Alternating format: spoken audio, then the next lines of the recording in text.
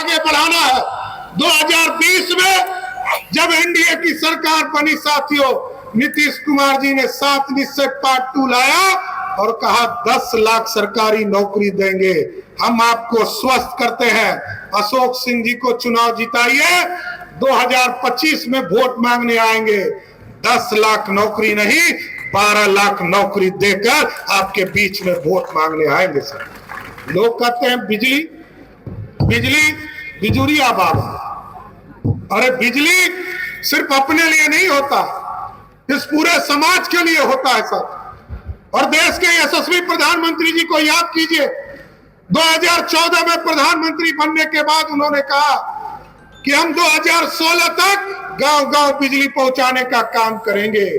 और नीतीश कुमार जी ने 2017 में एनडीए में आने के बाद कहा 2020 तक घर घर बिजली पहुंचाने का काम। पहुंचा कि नहीं पहुंचा? पहुंचा ना। अब मोदी जी ने कहा है साथियों, ये जो सूर्य बाबा है, ये जो भगवान सूर्य है, इनका आशीर्वाद लेना है और 1 करोड़ परिवार को हम सोलर युक्त बिजली देंगे और उसके घर में बिजली बिल आना पूरी तरह समाप्त करा देंगे। बिजली बिल मुक्त करने का काम किया जाएगा।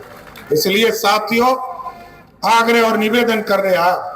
और बिहार की सरकार तो अपने आप में किसानों की चिंता करती रही है साथ। जहां बिजली हम 3 रुपया 4 रुपया, हम बाजार में 6 रुपया खरीदते हैं और आपको 2 रुपया पौने 2 रुपया देने का काम करते हैं सर।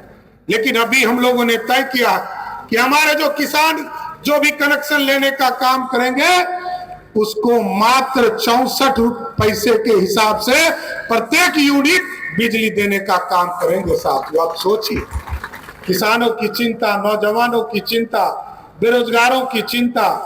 और अभी मंगल जी बता रहे थे, अभी बिहार में आपको जानकर खुशी होगी साथियों, हमको भी कुछ दिन तक स्वास्थ्य मंत्री के तौर पर काम करने का मौका मिला।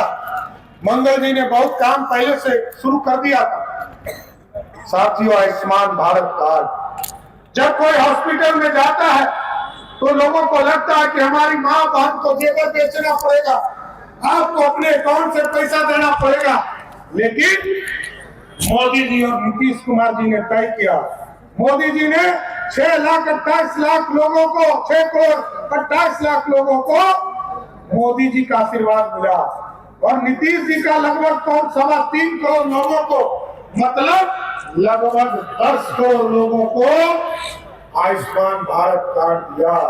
जिनको अनाज मिल रहा है, अनाज कितने लोगों को मिल रहा है? कभी हाथ उठाइएगा तो। जितने लोगों को अनाज मिल रहा है, मोदी जी की गारंटी है 5 लाख तक का किसी भी हॉस्पिटल में भर्ती होइएगा, उसका बिल मोदी और नीतीश कुमार पेमेंट करेंगे, आपको पेमेंट करने की जरूरत नहीं है। इसलिए ये 1 साल का चुनाव है और 1 साल के चुनाव में कोई सरकार हमारी नहीं बदलनी।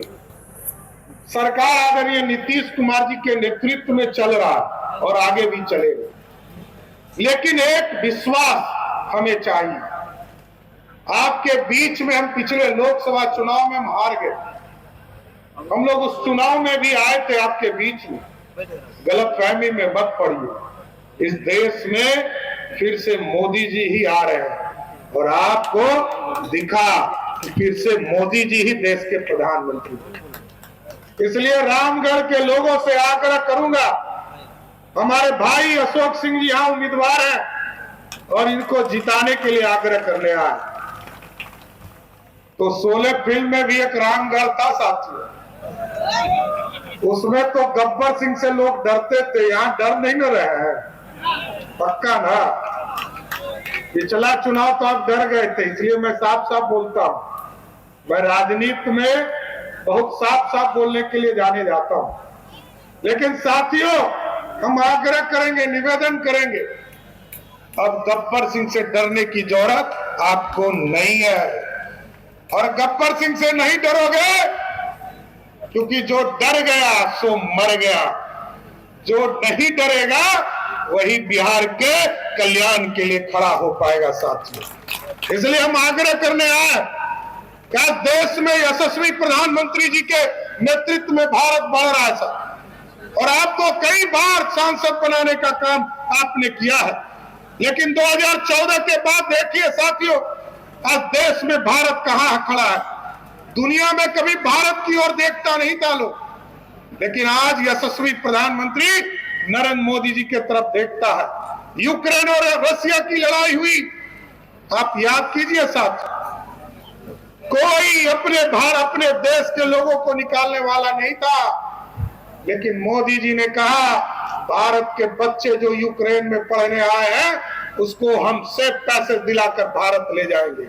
और जब मोदी जी ने फोन किया पुतिन जी को, कहा कि युद्ध रोको, युद्ध रुक गया। और जब मोदी जी से पुतिन जी ने पूछा कि युद्ध को रोक दिया मोदी जी, अब भारत के बच्चे निकलेंगे कैसे, मोदी जी ने कहा जिस बच्चे के हाथ में तिरंगा होगा वही भारत का बच्चा होगा। आज ये ताकत है साथियों, आज ये ताकत है हमारे पास। दुनिया में दादा माना जाता था अमेरिका को, इंग्लैंड को, जापान को। आज युद्ध चल रहे हैं, सब कह रहा है मोदी जी आएंगे, हमसे वार्ता कीजिए, हमारा सॉल्यूशन कीजिए। पुतिन भी कह रहे हैं कि मोदी यदि आएंगे तो हम युद्ध रोकने का काम करेंगे। ये है ताकत साथियों, ये ताकत छूटी है आपको। और इसका पश्चाताप यही है कि अशोक सिंह जी को इतने वोट से चुनाव जिताइए कि भाजपा के लोगों को, एनडीए के लोगों को लगे कि रामगढ़ से भी समर्थन मिलने वाला। आज साथियों हम कुछ दिन पहले आए थे आपके बीच, और हम और मुख्यमंत्री नरेंद्र मोदी जी दोनों मिल करके जिस बिहार के अंदर विकास की गति को बढ़ा रहे हैं, सामाजिक सौहार्द को बढ़ा रहे हैं, और उस भ्रष्टाचारी जो बिहार को शब्द को गाली बनाया, उससे मुक्ति का आप सबसे बड़ा आधार नींव रखने का काम रामगढ़ की जनता और मतदाता करेगी। एक बड़ी जिम्मेवारी आपके कंधों पर है।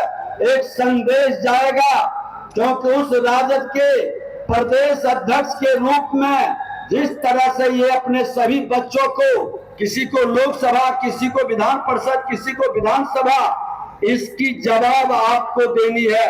हर समाज में अच्छे लोगों की जमात है, जो जमीन पर मेहनत करता है, पसीना बहाता है, सबके विश्वास को जीत करके आता है। अगर जो परिवारवाद की जिम्मेदारी बढ़ी तो लोगों के मनोबल गिरेंगे, विश्वास टूटेंगे। लोग जातीय जहर के लहर से समाज को बांटकर अपनी दुकानदारी चलाना चाहता है, इसका भी जवाब आपको देना है। हर समाज के लोग मिलकर 13 तारीख को विकास की बहुत सारी चर्चाएं हो चुकी, 13 तारीख को सब मिल करके आपको कमल का बटन दबा करके अशोक जी को विधानसभा आप भेजेंगे। विकास की गति आपकी पूरी तेज रफ्तार से बढ़ेगी, और एक संदेश भी जाएगा कि बिहार में जाति का जहर का, ये परिवारवाद की जिम्मेदारी नहीं चलेगा। बिहार में अब विकासवाद का, जो सबका साथ सबका विकास का मंत्र है, वो चलेगा। बिहार में शांति और सामाजिक सौहार्द का माहौल बनेगा। यही निवेदन, यही आग्रह भारत और हिंदुस्तान के खिलाफ बोलता है, इस तरह के नेता को 140 करोड़ इस देश की जनता कभी माफ नहीं करेंगे। माँ बाप काहे के लिए पैसा कमाता है? माँ बाप इसलिए पैसा कमाता है कि बाल बच्चा उसका अच्छा इंसान बन जाए। लालू जी भी दिन रात पैसा कमाए, चारा चोरी करके भी पैसा कमाए, जेल गए, लेकिन उनका बेटा नम्मा फेल रह गया। उनका बेटा इतना पैसा कमाए काहे के लिए? इसी सब बेटा को पढ़ाने के लिए ना, आगे बढ़ाने के लिए। लेकिन बेटा ऐसा था, पढ़ाई करवे नहीं किया, नम्मा फेल रह गया। और आज वही नम्मा फेल बेटा बिहार का राजा का बेटा राजा बनेंगे। चांदी का चम्मच जन्म ले रहे हैं मुंह में, तो आप बोलते हैं कि हम ही नेता बनेंगे बिहार का। हमारा आपका बेटा अगर नम्मा फेल होगा तो उसको चपरासी का भी नौकरी मिलेगा? चपरासी का भी नौकरी नहीं मिलेगा। लेकिन लालू जी का बेटा सपना देख रहे हैं कि हम बिहार का राजा बन जाए, नम्मा फेल बेटा। इसलिए मित्रों, इन सब बातों को देखना होगा। परिवारवाद की बहुत बातें आ गई है। संतोष सिंह जी ने भी जितना काला चिट्ठा खोलना था खोल दिया है। सब बात आपके सामने है। मैं आप बहुत समय भी हो गया है, मैं हाथ जोड़कर आप सभी से प्रार्थना करता हूं, सभी सामाजिक वर्ग में, सभी जाति में, सभी धर्म में जाकर के भाई अशोक सिंह जी के लिए आप वोट मांगने का काम कीजिएगा, क्योंकि ये दलित, महादलित, पिछड़ा, अति पिछड़ा और सभी लोगों को साथ लेकर चलने वाला अगर कोई उम्मीदवार है तो वो अशोक सिंह है, अशोक सिंह है, अशोक सिंह है मित्रों। इसलिए मैं इतनी ही बातों को कहकर अपनी वाणी को विराम देता हूं कि आप अशोक सिंह जी को भारी बहुमत से चुनाव जिताने का काम कीजिएगा। और भारतीय जनता पार्टी का प्रदेश अध्यक्ष होने के नाते मैं वादा करता हूं कि 1 साल के अंदर रामगढ़ विधानसभा के लिए सरकार का खजाना खोल दिया जाएगा, क्योंकि 1 साल बाद तो फिर अगली परीक्षा देना है। 1 साल बाद ही जब आप इनको विधायक बना दीजिएगा 1 साल के लिए, तो 1 साल बाद फिर इनको चुनाव लड़ने के लिए आना है। फिर हम लोग आएंगे और आकर के आपसे वोट मांगेंगे। उस वक्त कहेंगे कि 1 साल में रामगढ़ ने इतना विकास किया है। मैं इस बात की गारंटी देता हूं मित्रों। आप